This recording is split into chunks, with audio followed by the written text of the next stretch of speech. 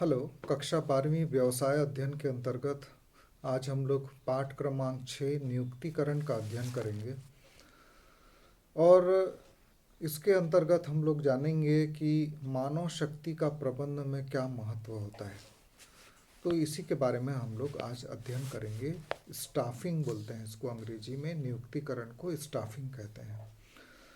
चाहे उद्योग हो चाहे व्यवसाय, सभी क्षेत्रों में मानव श्रम का बहुत ज़्यादा महत्व है और मानव श्रम आवश्यक है और इसीलिए कर्मचारियों की नियुक्ति करना आवश्यक होता है।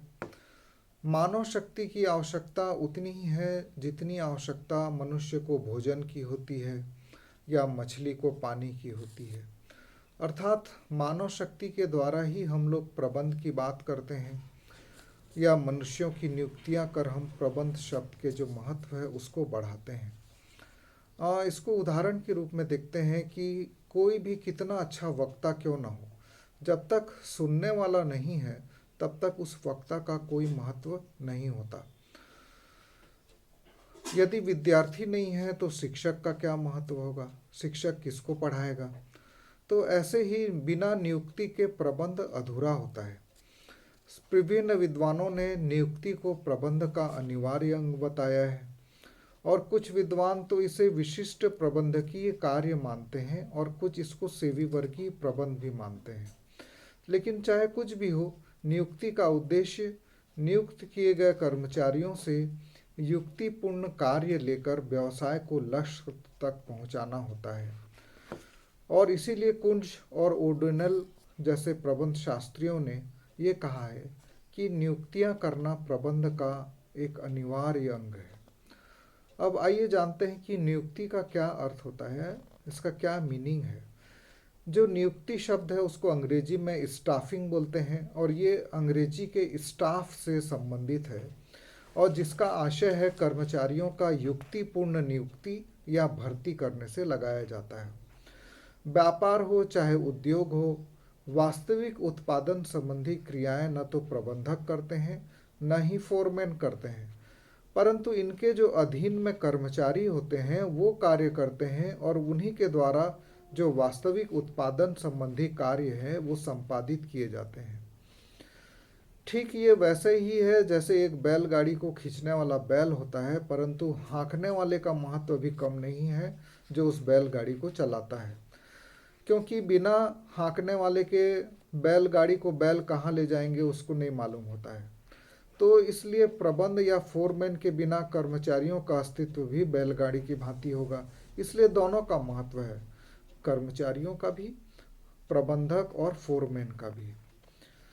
विस्तृत अर्थ में प्रबंध, सहायक प्रबंधक, प्रबंधक, विभागीय प्रबंधक, फोरमैन, कर्मचारी, ये सब स्टाफ ही हैं और ये अपने कार्य को संपन्न करने के लिए अन्य कर्मचारियों की नियुक्ति करते हैं और इसको ही नियुक्तिकरण या स्टाफिंग कहते हैं। बहुत सारे अर्थशास्त्रियों ने, प्रबंध शास्त्रियों ने प्रबंध को अपने अपने अनुसार से नियुक्ति की परिभाषित किया है, नियुक्ति को परिभाषित किया है और इसमें हम लोग थियो हेमन और जॉर्ज टेरी की परिभाषा को ध्यान से देखते हैं। स्टाफिंग कर्मचारियों की भर्ती, चयन, विकास और क्षतिपूर्ति से संबंधित कार्य है। ये थियो हेमन के अनुसार है। इस परिभाषा को आप लोग लिख भी लीजिए और याद भी कर लीजिए, ये परीक्षा में भी पूछा जाता है और ये सरल परिभाषा भी है।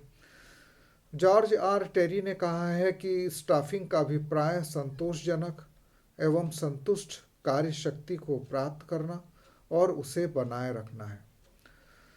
तो उपरोक्त परिभाषा के आधार पर स्पष्ट है कि कर्मचारियों की नियुक्ति के अंतर्गत कर्मचारियों का चुनाव, भर्ती, प्रशिक्षण, विकास तथा उनके मूल्यांकन से संबंधित कार्य किया जाता है। ये है नियुक्तिकरण। तो इन परिभाषाओं के आधार पर और अर्थ के आधार पर जो हमने समझा है, हम लोग इसकी कुछ विशेषताओं को भी देखेंगे कि नियुक्तिकरण की क्या क्या विशेषताएं होती हैं। तो पहला जो इसकी विशेषता है कि यह मानवीय पहलू है, अर्थात नियुक्ति का संबंध मनुष्य से है, अर्थात मनुष्य को कार्य पर नियुक्त करना ही नियुक्तिकरण कहलाता है।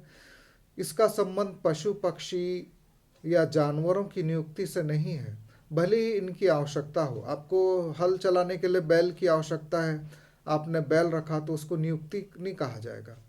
आप लोगों ने देखा होगा कि कुत्तों से भी काम लिया जाता है, उसको नियुक्त करना वो नियुक्तिकरण के अंतर्गत शामिल नहीं किया जाएगा।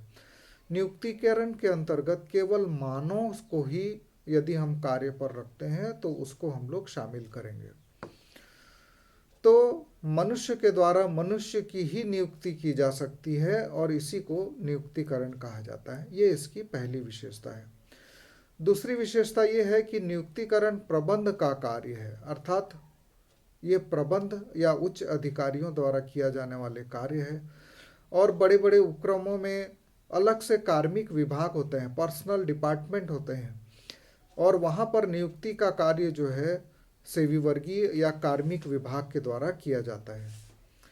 तीसरा इसकी विशेषता है कि ये निरंतर प्रक्रिया है, अर्थात निरंतर चलते रहने वाली प्रक्रिया है। समय समय पर कर्मचारियों की आवश्यकता पड़ती रहती है, उनको प्रशिक्षण भी देना पड़ता है। कुछ कर्मचारी सेवानिवृत्त होते हैं, कुछ पदोन्नत होते हैं। तो ये जो कार्य है नियुक्तिकरण का, ये निरंतर चलता रहता है। ऐसा नहीं कि एक बार नियुक्ति कर देने पर काम खत्म हो जाता है, परंतु ये सदा चलता रहता है। अगली विशेषता है कि ये एक प्रणाली है, एक सिस्टम है, और इसका एक उप प्रणाली भी है, क्योंकि यह संगठन संरचना या प्रक्रिया से संबंधित है। और संगठन की जो प्रक्रिया है वो विभिन्न योजनाओं पर निर्भर करती है। पांचवा, नियुक्तिकरण एक सामाजिक पहलू है, क्योंकि समाज के लोगों को ही कार्य पर रखा जाता है और इससे समाज में बेरोजगारी कम होती है। इसीलिए नियुक्तिकरण को एक सामाजिक पहलू भी कहा जाता है। छठवीं इसकी विशेषता है कि विभिन्न स्तर पर नियुक्ति की जाती है। नियुक्ति का संबंध केवल क्लर्क या मजदूर को नियुक्त करने से नहीं होता है, बल्कि संगठन या उद्योग में जिस भी कर्मचारी की नियुक्ति होती है वो सब स्टाफिंग या नियुक्तिकरण के अंतर्गत ही होती है, चाहे कर्मचारी निम्न स्तर का हो चाहे वो उच्च स्तर का हो। अगली जो इसकी विशेषता है, वर्तमान और भावी पदों पर नियुक्ति की जाती है, अर्थात वर्तमान में जो पद रिक्त हैं उन पर नियुक्ति की जाती है। साथ ही साथ भविष्य में जो पद रिक्त होने वाले हैं उनके लिए भी अनुमान लगाया जाता है और उनकी नियुक्ति बाबत जो प्रक्रिया है वो पहले से ही चालू कर दी जाती है, ताकि निश्चित समय पर कर्मचारी कार्य पर उपस्थित हो जाए और उपक्रम को कर्मचारी न होने के कारण कोई नुकसान न उठाना पड़े।